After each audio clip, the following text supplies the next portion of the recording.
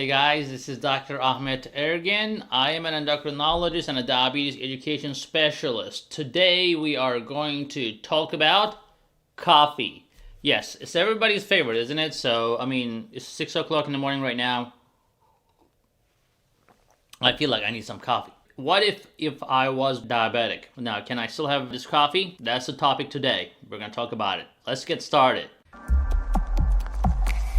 Okay, guys, the coffee is a very controversial topic. Actually, I did a lot of research on that, scientific articles, and looked at all the research that was done for the coffee and diabetics. It's interesting that how coffee can affect different people differently. Let's talk about first non-diabetics. So if you don't have diabetes, actually studies show that the coffee will reduce the risk of diabetes. Can you believe that? And they refer to, some antioxidants in it and so forth. Although they're not super clear why it does that, but definitely in the long term, chronic exposure to coffee help reduce the risk of diabetes in the long term, as has been clearly defined in studies. Now, why some of my patients will still tell me that their blood sugar goes up after coffee, and does it happen to everybody? Let's talk about the physiology behind it. So why would coffee increase your blood sugar at all? So basically, if you remember from the previous video that we talked about why is my fasting blood sugar high, you can look into that video, the link below, if you want to know more about it. But one of the things we talk about there is dawn phenomenon, where your body starts secreting more of a norepinephrine, cortisol, and growth hormone after 4 or 5 o'clock toward in the morning, like before you wake up. So your body is trying to get you ready for the day,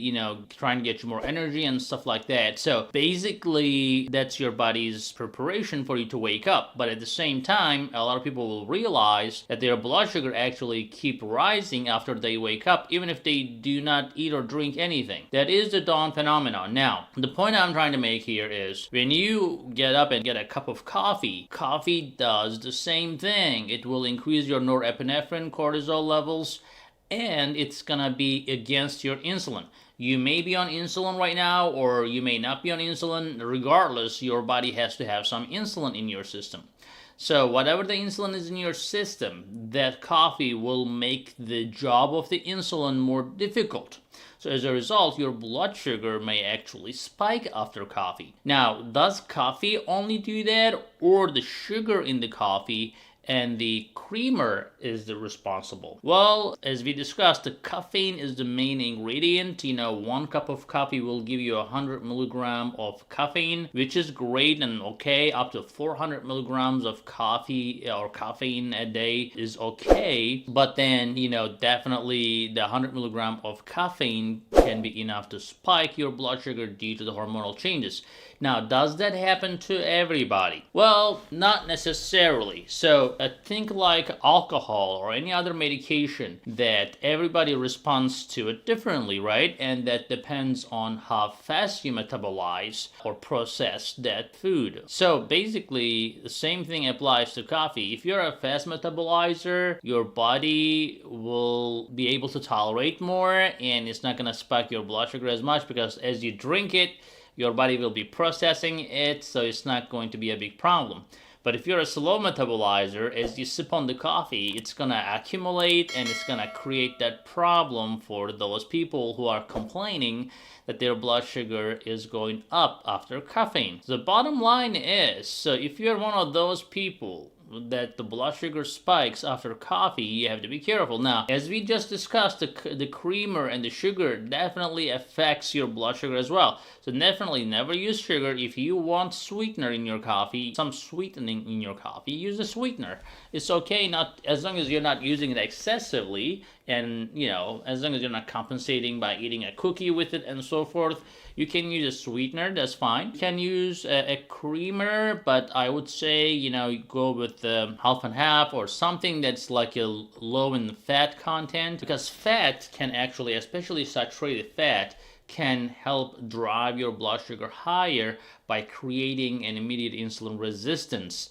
So that is part of the problem. You know, drinking black coffee is an acquired taste. So if you can do that, that's better than having creamer and sugar or sweetener. Sometimes even sweetener, you know, Splenda, for example, you think there is no sugar in it. There is sugar in it. It's not like totally unsweetened, uncarbohydrated. So there are carbohydrates in them. It's just much lower and they're just sweeter. That's all.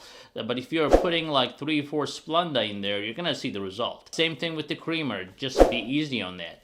And then if you're drinking black coffee, you can check it before and after. If your blood sugar spikes after black coffee, that means that you're one of those slow metabolizers. So maybe you may want to have a decaf coffee in the morning, or some like a little bit smaller portion of a coffee, or just do something to counteract the problem. So what is the counteract the problem? If you say, oh, you know what, doc, you know, whatever you say, I'm not giving up on my coffee. Fine, just take a walk in the morning, you know, as you're drinking your coffee. That exercise will help you burn the sugar and will help your insulin. Remember, insulin by itself, if you're leaving your insulin alone to do the job, like if you're just drinking coffee and laying down and watching news, insulin is on its own, it's gonna be helpless. But if you take a walk, or if you are on a medication, that's okay too. Like I have a lot of type 1 patients and I tell them, look, I see your blood sugar, I see on your Dexcom or your Freestyle Libre very clearly, especially, you know, when you wear a continuous monitoring device like that, you know, you can see how blood sugar goes like this, and then I'm like, what are you eating for breakfast? They're like, just coffee.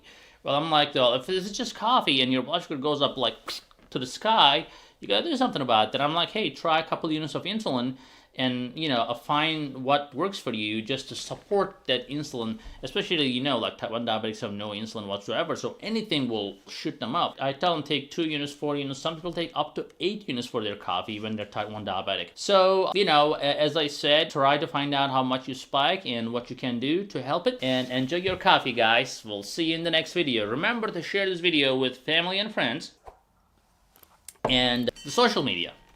All right? Talk to you later.